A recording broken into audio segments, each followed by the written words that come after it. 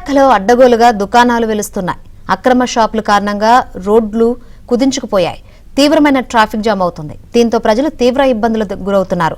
ఫుట్పాత్లు, రోడ్లు ఆక్రమణ జరుగుతున్నా జీవీఎంసీ అధికారులు మాత్రం చోద్యం చూస్తున్నారన్న ఆరోపణలు వెల్లువెత్తాయి.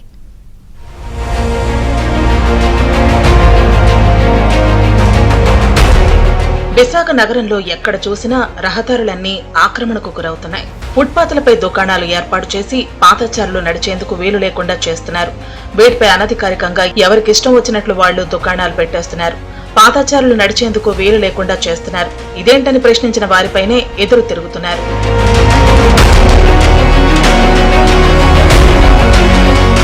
విశాఖ ఉత్తర నియోజకవర్గంలో ఈ ఆక్రమణలు మరీ ఘోరంగా ఉన్నాయి. Akkayapalem highway signal back side road ఒకవైపు అంతా ఆక్రమణకు గురైంది.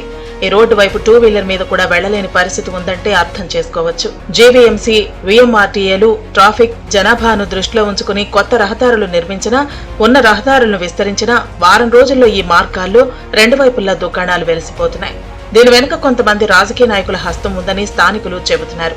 కొంతమంది స్థానిక నేతల ప్రోద్బలంతోనే ఫుట్పాత్ల మీద రోడ్డు పక్కన షాపులు పెట్టుకునేలా అద్దెకిచ్చుకుంటున్నారన్న ఆరోపణలు ఉన్నాయి. ఎక్కడ అంటే అక్కడ రోడ్ల మీద కూడా అసలు వెళ్ళడానికి తోవకుండా లేకుండా ఈరోజు పరిస్థితి ఏంటంటే, ఈ జీవీఎంసీ కూడా మున్సిపల్ మేయర్ గారు ఎవరు వీళ్ళు కూడా పట్టించుకోవట్లేదండి. ఎందుకంటే వాళ్ళు పర్మిషన్ ఇచ్చేస్తున్నారు. ఇప్పుడు చూడండి, గత ప్రభుత్వం వైసీపీ ప్రభుత్వంలో కూడా ఎక్కడ అంటే అక్కడ షాపులు పెట్టుకోవచ్చు అని చెప్పి విచ్చలవిడిగా వాళ్ళు ఏంటంటే ఈ కార్పొరేట్లు ఉన్నారు, వాళ్ళకి ఎంతో కొంత ముట్ట తిప్పితే వాళ్ళు ఎక్కడైనా పెట్టుకోండి పర్వాలేదు అని చెప్పేసి వాళ్ళు కూడా ఇలా ఇవ్వడం వల్ల ప్రజలకు చాలా ఇబ్బందిగా ఉందండి. రోడ్డు పక్కన ఫుట్పాత్లపై దుకాణాల ఏర్పాటుకు జేవీఎంసీ సిబ్బంది నిరభ్యంతర ధ్రువపత్రాలు అడ్డగోలుగా ఇస్తున్నారు. వాటిని చూపించి ఆక్రమణదారులు 2 రోజుల్లోనే విద్యుత్ కనెక్షన్ పొందుతున్నారు. ఇక్కడ 2 పరస్పర వాదనలు ప్రజలను విస్మయానికి గురిచేస్తోంది. ఎవరైనా ఫిర్యాదు చేసి కరెంట్ కనెక్షన్ తొలగిస్తే గానీ దుకాణం తీలేవని జీవీఎంసీ సిబ్బంది చెబుతోంది.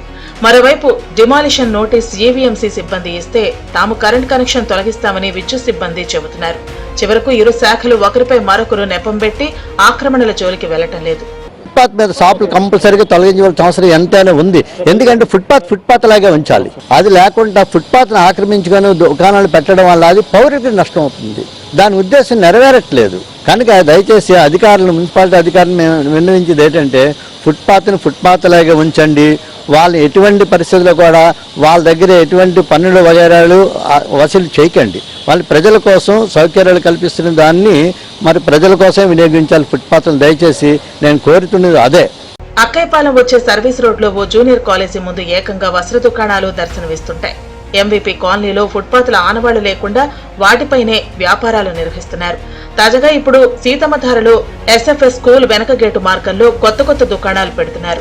విశాఖలో రోడ్డు మీద ఫుట్పాత్లను ఆక్రమించి షాపులు ఏర్పాటు చేస్తున్న స్థానిక ప్రజాప్రతినిధులు, జీవీఎంసీ అధికారులు అస్సలు స్పందించడం లేదు. ప్రజలకు ఇబ్బందులు కలిగేలా రోడ్డు మీద ఫుట్పాత్లపై అక్రమంగా పెట్టిన దుకాణాలను వెంటనే తొలగించాలని స్థానికులు కోరుతున్నారు.